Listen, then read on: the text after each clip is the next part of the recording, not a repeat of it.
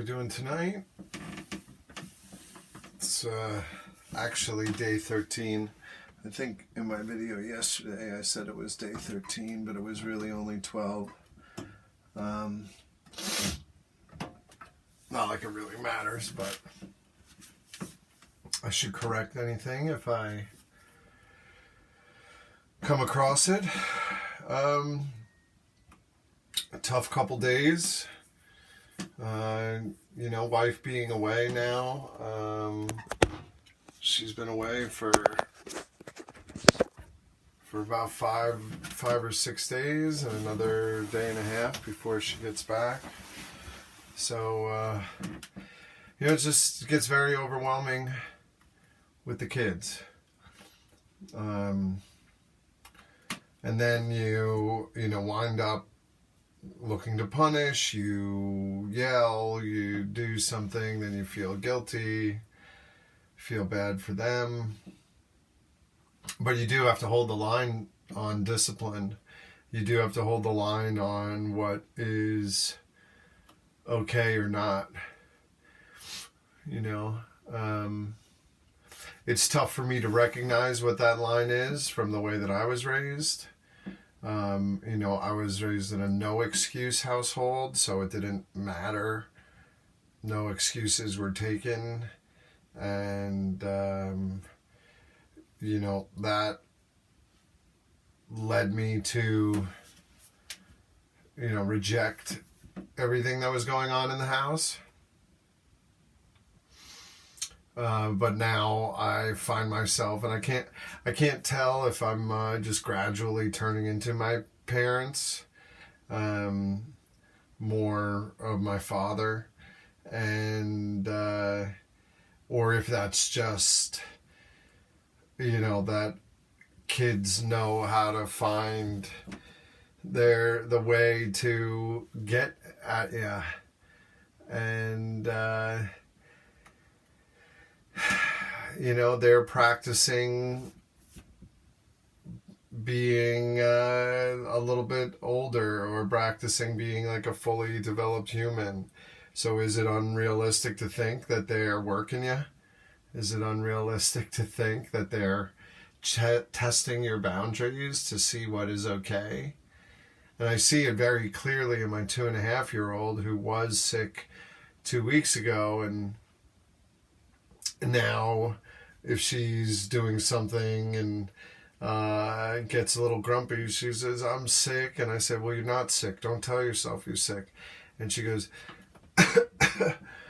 I'm sick.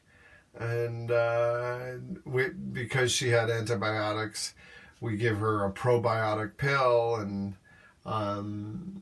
she says, "I need my medicine. My ears hurt. I need my medicine."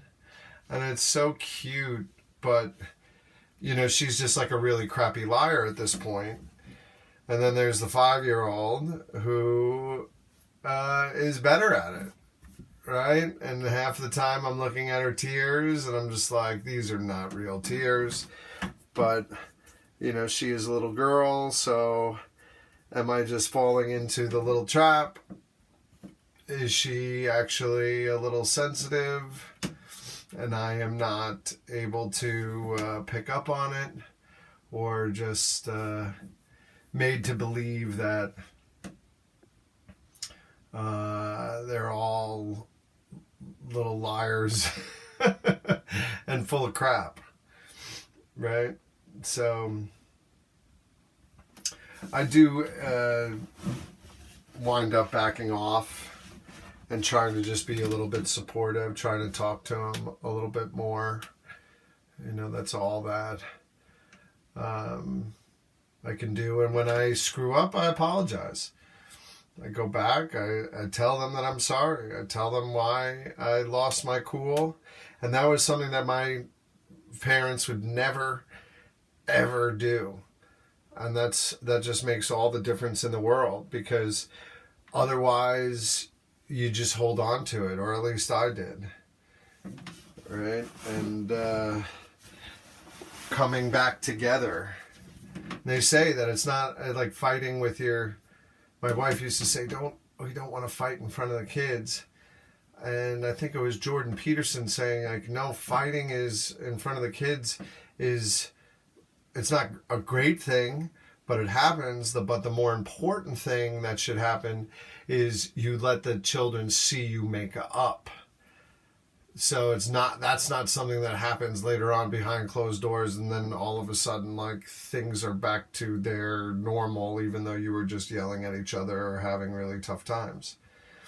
You know, you let them see the process of what it's like to ask for forgiveness, to give forgiveness, and to bring back and come back together and reconnect as a family. That is actually what you want them to see. Because we're not going to be able to stop the bad from happening. You can't stop. I could never stop the negative voices from degrading myself. But what you can do is that you can create a new dialogue to overwrite those voices. And, you know, there was a point where I had moved to Florida and I was working, opening a gym, and I was the fattest guy on staff. And it really messed with my head. And whenever I would go out, I started to tell myself for about 30 minutes while I'm getting in the shower, you are good looking, you're great, you're smart, you know, girls want to be with you, you're the man, you got a great job, you're the man, girls want to be with you, you're hot, you're so sexy. All this shit that I was laughing my ass off and felt so ridiculous saying.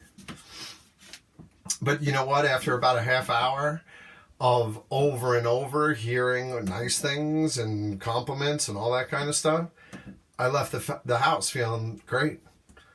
I didn't walk into a place thinking, oh, you're the fattest guy on your staff. Oh, you're overweight. Oh, you're these negatives. I felt great about myself, and that's what the energy that I was putting out. That's what was coming out of my eyes when I was looking at someone, and confidence. You know, but if you walk out and you have all of that negativity on you, then that's what people pick up. That's your, you know, your mojo. That's your downside. So, you know, and as I was good at selling training because I was able to connect with people that were overweight. I knew what it was like and all the different ways that people crap on themselves. So I knew that when I would say how, you know, that when you wake up in the middle of the night and you have to use the bathroom, that you weren't sure if you should throw up first when you catch a glimpse at yourself or sit down and do your business, you know, or use the bathroom. People would then like look up like, how'd you know? How'd you know that I'm feeling that same way? Because we're all feeling the same way when we're in that situation. Those embarrassments, those negs, that just the real damage that we do to one another, do to ourselves. And then I would just drink and as a coping mechanism. And then I would tell a bunch of self-deprecating fat jokes to have everybody laugh at me.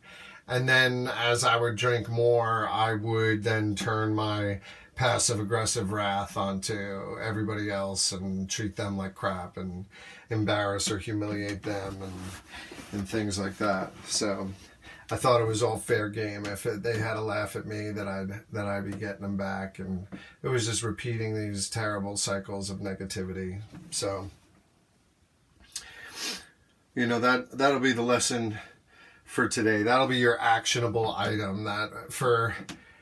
If you can possibly keep track of how many negative things you say about yourself, then just make sure that you say 3 times as many positive things. If there's just too much negative shit, or you actually don't want to keep that horrible tally, and like, you know, it is good to know how much you say bad things about yourself, but you could just start off with 5 minutes, 10 minutes of while you're getting ready, say out loud positive, nice things about yourself.